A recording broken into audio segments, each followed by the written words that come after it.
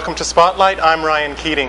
Today we are fortunate to have with us one of the world's foremost photographers, a man who has photographed virtually every prominent dance company in the world, as well as countless celebrities and media personalities. His exhibitions have won worldwide acclaim, as have his 2 volumes of nude photography. Today we're delighted he's allowed us the chance to focus our lenses on him and share with us some insight to the beauty of his work. Please welcome Ken Duncan. Ken, welcome to Spotlight. Hi, Ryan. You had started out as a roller skating champion.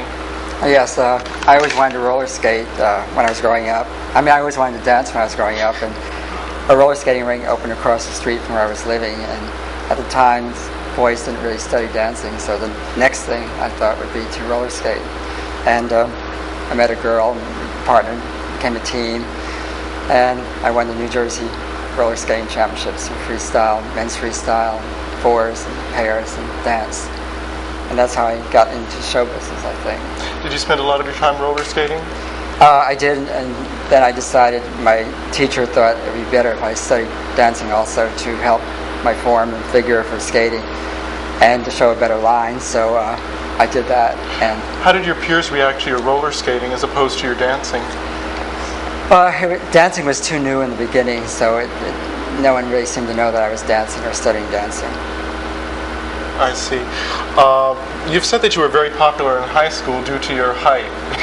Well, I was small, and therefore it seemed like I was always the mascot or whatever was happening. I did a lot of artwork, and I was always making posters and signs for the football games and so forth. I was kind of small to play football or basketball or anything like that, so my end was doing the posters and the advertising for school. So you were very artistic. I guess it started out that way, yes. At what point did you decide to come to New York and pursue a career as a dancer? When I started studying ballet to help my skating, I got really into the ballet and into the jazz. And well, this is what you had wanted all along. Yes. So I came to New York and I started studying, and then I was drafted in the Army. So when I got out of the Army, which was 2 years, I said I would just come to New York and study ballet and dancing and do what I wanted to do. Because the Army had soaked up a lot of the men, I can remember Bob Fosse once said in an interview, he came to New York during the Second World War and he found immediate success because there were virtually no male dancers. Everybody was on the war front. Did you find that to be so with yourself? No, I didn't find that so at all. This was the end of the Korean War, and there were a lot of people, I guess, everyone seemed to be in New York wanting to be a dancer at the time, as it still is. Mm-hmm. I don't think it ever changes. Did you find the transition from going from a roller skating champion into a ballet class difficult? How did it change your body?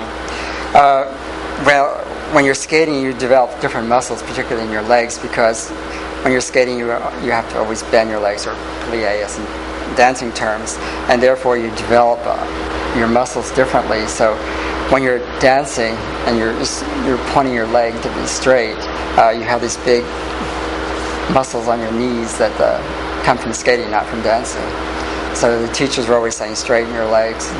It didn't always work because the muscle was there. So would you consider your skating at that point a drawback necessarily? It was a drawback in some cases and not in some cases, because being able to use the body and jump and turn and spin, I had that knowledge where a person coming in just studying dancing didn't know how their body worked. And that was an advantage to me because I could work the body. I was used to that. So the transition wasn't terribly difficult for you? No.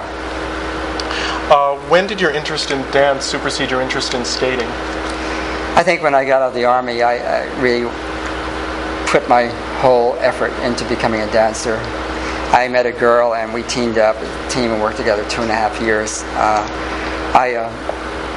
Being short was always a problem, so when I had a girl my own size and when we danced together, it worked okay because there was no comparison in height. And when we'd be on stage and we'd come off stage and talk to the people later on, they'd always say, well, you don't look that short. As opposed to something the song tells us. Do you find that dance gives you more creative freedom than skating? Well, yes. I mean, you can do dance practically any place, where roller skating, you have to be in some kind of arena or something where the floor is large and not slippery. You've said that the hardest thing in life is to make decisions and accomplish your goals. Do you find that's true coming to New York and pursuing a career as a dancer? Well, I think in my case that I wanted to be a dancer, and I came to New York, and I had an accident while I was dancing after 2.5 years, and I broke my ankle and broke a blood vessel that went across the ankle bone, which laid me up for a year. And I had to hobble around. Every time I sat down, I had to raise my foot higher so that I could get the circulation going. Because up until that point, dance had been your main goal in life. My object, did you find that terribly traumatic? Well, when I found out I couldn't dance anymore, through another injury I also had, I didn't know what to do. I was floundering around. I had studied art in school. I had gone to college after a year of studying art. And I took a job in Klein's department store in the art department, which proved to be a fiasco. And I felt like I was in the army again, so I was there 2 weeks and I left. And then I had to find something I wanted to do. And I worked for this public relation firm, even when I was dancing, to maintain rent and salary and make money to live. And the photographer who photographed for them needed someone to help him out. So I saw him and I went to the studio and he hired me. Well, you had originally gotten interested in photography through a course at the Y. No, originally I worked for the photographer for 4 years, and he used to do catalog work. So I learned how to style clothes, how to cut clothes, how to make skirts larger, make clothes smaller. And he didn't like photographing children, so after I was there for a while, he would set up the lights and said, well, just photograph these children. And so that's how it all started with me. I started photographing children. And from children, it worked into teenagers. And one day I was in the studio and I said, here I am in the studio. This is great. This is what I should do. So that's how the photography end started. There was one story you had told me where you were given an assignment to photograph boats. Right. Well, okay, when I decided I wanted to be in photography, I read the New York Times, and the YWCA in Lexington Avenue had a class once a week for 6 weeks, how to print and develop photographs. So I decided that would be a good course to take, and one of the assignments was to go and photograph boats somewhere, and the only boats that I knew were in Central Park. I went to Central Park. All the boats had been taken out of the water because summer was over and it was fall, but I managed to find a few empty boats that had kind of fallen by the wayside and were rotting in the water, which I photographed. And on my way back from the photographing, I went by the band shell in the park, and there were 2 dancers dancing on stage. So I went over and watched them for a while, and then I talked to them about photographing them, and they allowed me to photograph them. And they were really rehearsing there because they had no money to rent a studio, and they could use the band shell free. So that's how it all began. Do you find that because you have had training as a dancer and you're very aware of spatial patterns, that you are more into photographing dancers as opposed to regular people? Well, I think it's an advantage having studied dancing and roller skating both, because I can work with dancers and tell them to plie or to releve or to a tour jeté, and I know what the right point of the movement is. When I'm photographing models, I'll say bend your knees or go on your toes. I think it helps. And from skating, I can photograph. I work with John Curry, the Olympic ice skating champion, and Robin Cousins, who's now the champion. And I can say do an axel or a Salchow or a waltz jump or whatever, and I can talk in their terms, which gives them the confidence that I know what I'm talking about and I know what I'm doing. So it relaxes them also. At what point did your photography mainly focus on dance? Well, actually, there was a magazine, 2 magazines, Dance and Ballroom. And Ballroom was just coming to an end, and they were changing, the publisher was changing the name to After Dark magazine. And that was, I think, like the end of 1968. And I started working with After Dark magazine, working on some shows and things. And then I started doing some dance things, and it sort of fell in together. Well, you've photographed some of the major dance companies in the world. How did you find that experience, having been a dancer yourself? Well, every company is different, and every person you work with is different. Okay, you're considered one of the foremost dance photographers in the world, and you have said that as opposed to working from in the front of the house, you prefer to work from the wings and photograph from the wings? Well, I mean, the ideal situation is to work from the front in the theater, but because the camera makes noise, it disturbs people. And therefore, once I find someone's being disturbed who is paid to see a show, then it intimidates me for photographing. So the next best thing is going into the wings. So I don't like it, but that's what I have to do. You've brought along some of your dance photographs to share with us. Here we go. This is a photograph of Anthony Dowell, and this was also bought by the Modern Museum in Amsterdam for their permanent collection. This is done in the studio, which gives me more of an opportunity to set up lighting and to create something. When you're photographing on stage, it's what's there, and then you have to go by what lighting is there.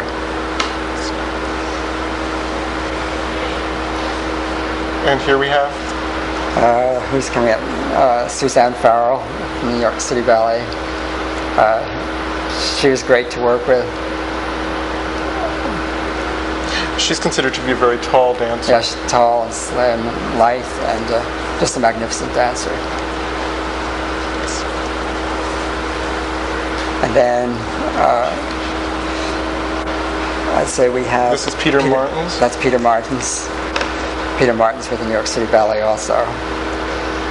And at the time when he came to the studio, he had an injury, so he really couldn't do what he would like done, so we had to give him very easy poses. In fact, you can see it all, he's just kneeling down here because he had injured his ankle and his back was giving him trouble. So a lot of times you have to go along with what the dancer's body is doing also. When dancers come to your studio to be photographed, and it's an environment that they're not used to being photographed in, how do they react? Well, it's difficult because, first of all, a dancer likes to work with an audience and on a stage. Here they're in a smaller room, and the no-seam paper is 9 foot wide, and it doesn't give them too much room to move in. And also the my ceilings are about 10.5 feet, so it gives them much room to jump in. Also, the feeling of performing is difficult because they're not performing, so they have to really give out and animate. This is a photograph here. It was Anthony Dowell and Antoinette Sibley from the Royal Ballet, and that was done in a rehearsal hall in London. And this is a photograph coming up of Makarova? Yes. Of course, she just made her biggest splash winning the Tony Award for On Your Toes. And she's a marvelous person to work with as a dancer, as a person, as a performer. She always gives her all, and it's a great pleasure working with her. Well, she has a very commanding presence, as does this gentleman here. Baryshnikov. I photographed Misha when he first arrived in the United States with ballet and joined ballet theater, and it was he didn't understand English at the time, and it was very easy to work with him. And each year, as I photographed for ballet theater, I photographed their program for about 11 years.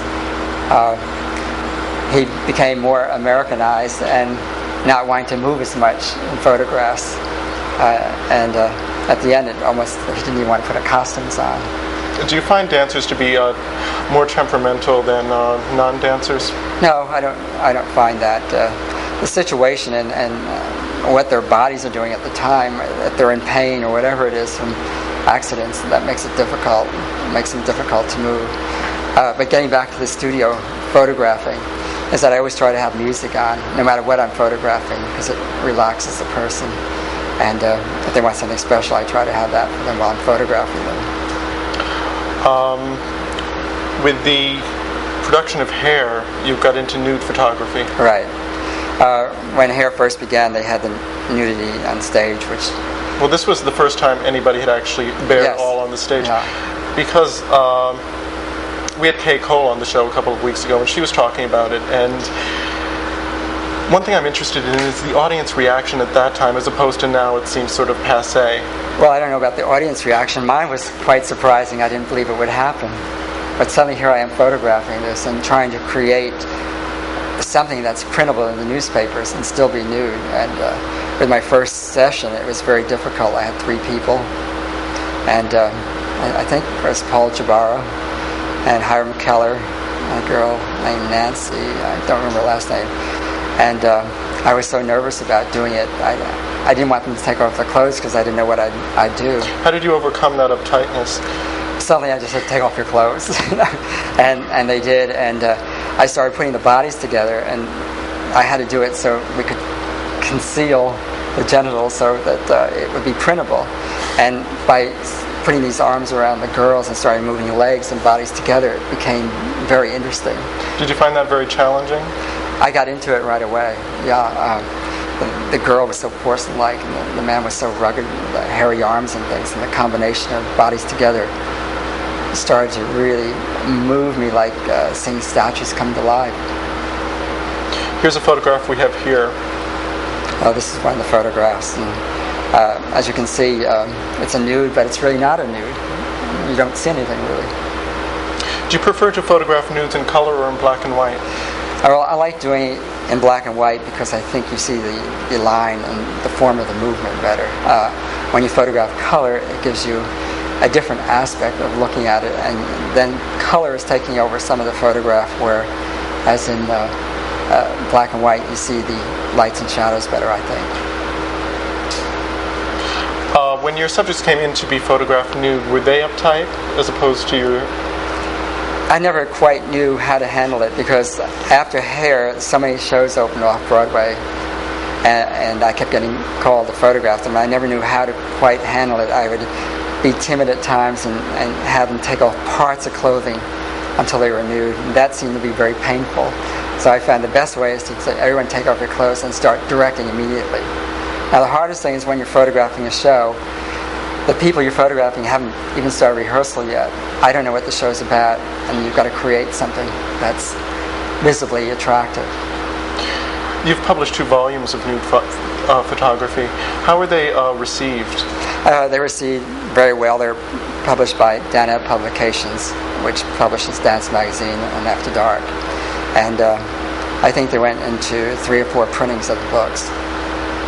So it's well received, and people still keep calling and wanting copies, but it's been out of print for quite a while now.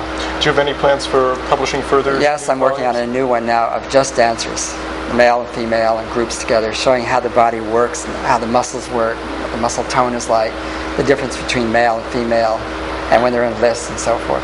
This is a very interesting shot we have here. Now, that's a Dutch dancer, and you can see how he's high in the air, and his form is beautiful. And this was done in your studio? Yes, it was done in the studio. More recently, one of the things that you've been noted for is your Red Shoes exhibit. Right. And how did this all evolve? Well, the Red Shoe exhibit evolved from a restaurant that opened on 5th Avenue and 13th Street called Ozma. Upstairs was a discotheque called the Emerald City. And the idea was to have some kind of decor in the restaurant. The owners called me, and we decided to do the ruby red shoes, which would take you to the land of Oz. And the restaurant opened and closed within, I think, 3 or 4 months. And so the pictures stayed in my studio. And then Lincoln Center Gallery that opened beneath the Met, the curator came over and talked to me about doing an exhibition. And they liked the red shoe photographs so much, so I expanded from 18 Well, this was photos. Judy Garland's original red shoes that you had photographed. Yes, I got. We were able to get Judy Garland's original red shoes from Christie's auction house before they auctioned them, and we had to put it like a $10,000 bond to have them for an hour. And I was holding her shoes in my hand. It was just really magical. But the shoes over the years had changed color, and they weren't ruby red anymore, and they were kind of magenta color. So I had to put a gel on and make them red. This is a picture of Alexis Smith with the red shoes. I'm working on this book now called The Red Shoes. And this series is when celebrities enact their private fantasies. Yes, in other words, they have to be in white clothing, and the only color in the photograph are the red shoes, other than their flesh color or their hair. What was Alexis's fantasy? Well, Alexis just wanted to be in a very pretty dress, and Tony Chase, who's a very good friend of mine, does a lot of designing for the actresses, has done the clothes for a lot of the photographs, and this is one of Alexis he designed for her. Here's Dom DeLuise coming up. Dom DeLuise was interesting because he called me in the studio and said that he would like to do the photograph. but he was leaving town that day, but he would be back late that night, and could he do it the next morning at 10 or at 9 o'clock? And I said okay, but to call me when he got back. Well, it was 1 o'clock in the morning. I had gone to bed. The phone rang. It was Dom saying, "Hi, I'm back." And so I said, "Oh, do you want to do the photographs?" He said, "Yeah, I'll be over at 9 o'clock in the morning." And I thought, what am I going to get him to wear? I don't have anything white. And he told me he had put on a little bit of weight. So anyway, I went back to sleep, and the phone rang about 20 minutes later, and it was Dom again. He said, "You sure you want me to do it tomorrow?" And I said, "Yes." So anyway, I got up very early and went to into the studio and couldn't find anything that I thought would fit him. So I decided I'd get the white no-seam paper and make it like a barrel. And I had white suspenders, and he came in with a white cap on. I had white gloves, so I made him look like a tramp, and like a hobo. And first of all, the barrel was very long. It was down to his ankles, and I made it shorter, and he said it was still too short. But I made it shorter, and he said it was still too short. He said, "My best feature are my knees." So I want to show my knees. So then I made it so you could see his knees, and then he was happy. And that's it. Yeah. This is a photograph of Robin Cousins now, who is now the Olympic ice skating champion. And we made him as a clown, jumping. When you ask celebrities to be in the Red Shoes exhibit, are they terribly flattered? I don't know. They all seem to be very willing to do it and very happy to do it. Because there was one story I had read where Maxwell Caulfield landed a film contract due to one of your photographs. Well, actually, I photographed Maxwell for After Dark magazine when he was playing and entertaining Mr. Sloan, and the Paramount executives, I guess, saw him and came to see him. This is Cynthia Gregory? This is Cynthia Gregory here, yes. She's one of the ballerinas from American Ballet Theater. Fantastic dancer and performer, marvelous person, very outgoing. And what was her fantasy? Actually, the dress wasn't finished that we had. We didn't have what was ready for her, so to change a little bit, I had a mask in the closet, and I took a pen and put a cigarette on the end of it so it looked like a long cigarette holder, and we just made it look good. Who's this duo coming up? This is Star Denias and Gregory King. They were dancing and touring in a ballet called the Pavlova Celebration. Star is now was the understudy to Makarova in On Your Toes, and she did the matinee performances.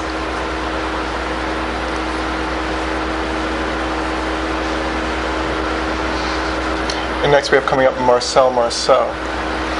Yes, I photographed Marcel when he was here doing his one-man show, and he was very easy to work with because he knows movement, and I would direct him, and he said to his agent afterwards, he says, he knows what he's doing, he's an artist. I want to come back and work with him again, so I look forward to that opportunity when he comes back to New York. You're putting together a book of the Red Shoes. Yes, yeah. And I don't know how many it will be yet, but I'm going to photograph Mark Hamill coming up soon, and Farrah Fawcett. I photographed about 60 celebrities so far. This is an interesting shot coming up. This is Gunther Gable-Williams from Ringling Brothers Barnum and Bailey Circus. Now, did you get the elephant into your studio? No, it wouldn't quite get into the elevator. So this is the one photograph I had to do outside the studio, which was at the Nassau Coliseum. And I had to bring the white no-seam paper up there, and we had to get the elephant on. And as soon as the elephant got on, it just did a big dumping. We had to scoop it up, and then Gunther said he'd make it kneel down. So when the elephant knelt down, it ripped all the paper. So then we covered up with more white paper, and then the elephant started to urinate. So it was a problem, but we finally got the photograph. So from that experience, you would say elephants are generally a temperamental lot? I'd say so, yes. Here comes a photograph of Cheetah Rivera. Okay, Cheetah, I've known for a long time, and we're very good friends. And Cheetah said, I want to do something different. I don't want to look like I'm dark and Latin. So I want to be something like Jean Harlow. So this is what we try to create with Cheetah. So she prefers to be white trash? Well, at least in this picture. And she had a good time doing it. Well, she's a wonderful talent. She is. There are very few people who can exude such energy. And she has fun doing what she does, which is exciting, because she puts herself into it. Coming up is a shot of Liv Ullmann and another animal. Yes, seems like animal time. Liv is a marvelous person who I've worked with once before, and I wanted to make her like an Urte painting, and so I rented the Irish Wolfhound for the photograph, and Tony Chase made the dress, and we did this photo. You have a couple of exhibits coming up in the next month or so. Yes, Sea Cliff Gallery out in Long Island. I just had one closed now in Saratoga, New York, and the ballet company was there. And I have something coming up in Soho, on a nude exhibition, I think in the fall, sometime in the early fall. And you have the Tiffany windows? Yes, the Tiffany windows will be out in September, sometime in September. So I'm working on those now. Are there any other books you're working on? Yes, I have a book called Broadway Buns that I'm working on. A view of the theater from behind. I photographed about 25 shows. Many of the chorus people, many of the lighting people, directors, producers. It's a whole look at the theater from behind. Well, it sounds delightful, and we wish you the best of luck with it. And we thank you for stopping by, Ken. This is Rian Keating, and you've been watching Spotlight with guest photographer Ken Duncan. If you have any comments or suggestions, you can write to myself in care of Perot Productions, 640 10th Avenue, New York, New York, 10036. Until next week, this is Rian Keating for Spotlight.